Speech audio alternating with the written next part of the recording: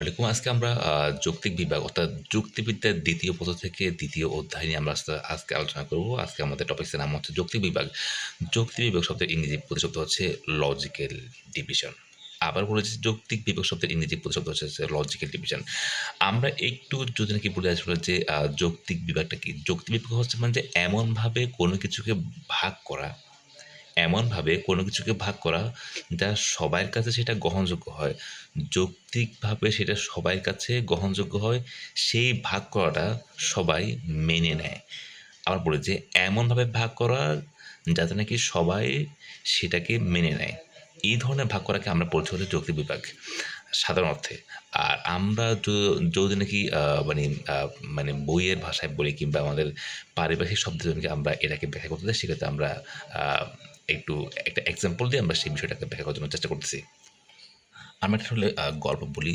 ধরুন যে একজন ব্যক্তি ২ মেয়ে ১ ছেলেকে রেখে এবং ১০০ ডিসিম সম্পত্তি রেখে সে মৃত্যুবরণ করলো। আবারও বলি গল্পটা। একজন বাবা তার ২ মেয়ে এবং ১ ছেলেকে রেখে এবং ১০০ ডিসিম সম্পত্তি রেখে সে মৃত্যুবরণ করলো। এখন মৃত্যুর পরে তাদের ভাই বোনের মধ্যে যে সম্পত্তির ভাগ হবে সেটি কোন ভিত্তিতে হবে? আমরা বলি যে হতে পারে যে সেটা ধর্মীয় ভিত্তিতে হতে পারে, আইনের ভিত্তিতে হতে পারে, মানে আমাদের দেশের যে আইন রয়েছে সে আইনের ভিত্তিতে হতে পারে, হতে পারে হচ্ছে সামাজিক প্রথার ভিত্তিতে হতে পারে, মানে আমাদের সমাজের যেই নিয়ম রয়েছে সেই নিয়মের ভিত্তিতে হতে পারে, অথবা তারা ভাই বোন সবাই মিলে পারস্পরিক সমঝোতার ভিত্তিতে ওই ভাগটা হতে পারে। অর্থাৎ এখান থেকে যে কোনো একটা নিয়মকে রেখে, একটা নীতি কিংবা নিয়মকে রেখে ওই সম্পত্তিটা ভাই বোনের মধ্যে ভাগ করতে হবে।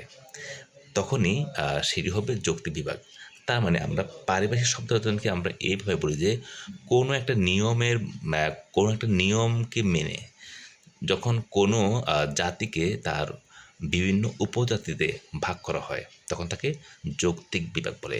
যেমন আমরা যদি নাকি ওই ১০০ ডিসিম সম্পত্তিটিকে যে কোনো একটা নিয়মের মধ্যে নাকি নিয়ে আসি তখন সেটা অ্যাকসেপ্টেবল হবে। যদি নাকি ২টা নিয়ম আ মানে কেউ যদি নাকি ২টা নিয়ম রাখতে চায় সেক্ষেত্রে সেই ভাগটা হবে কি মানে অসম্পূর্ণ এবং কি সেখানে কনফ্লিক্ট কিংবা দ্বন্দ্ব তৈরি হবে। সুতরাং যে কোনো কিছুকে ভাগ করার জন্য একটা নিয়ম কিংবা একটা সূত্রের প্রয়োজন। আবার বলি যে যে কোনো কিছুকে ভাগ করতে হলে সেখানে একটা নিয়মকে সামনে রাখতে হবে, ২টা নিয়ম সেখানে সামনে রাখা যাবে না। সেটা যে কোনো সমস্যা হোক, যে কোনো মানে প্রবলেম মানে তৈরি হয়েছে সেটাকে সমাধান করার জন্য যে কোনো একটা নিয়ম কিংবা একটা সূত্র সেখানে আমরা প্রয়োগ করব। একসাথে ২টা করব না আমরা, একসাথে আমরা ২টা করব না, ঠিক আছে? এখান থেকে যে কোনো একটাকে রেখে আমরা যখন নাকি মানে কোনো জাতিকে তার বিভিন্ন উপজাতিতে ভাগ করব তখন তাকে আমরা বলবো হচ্ছে যৌক্তিক বিভাগ। আমরা সহজে বলি যে একটা নীতি কিংবা সূত্রের উপর ভিত্তি করে কোনো জাতিকে তার উপজাতিতে বিভক্ত করার মানসিক প্রক্রিয়াকে যৌক্তিক বিভাগ বলে। আশা করি আমরা বিষয়টা বুঝতে পেরেছি।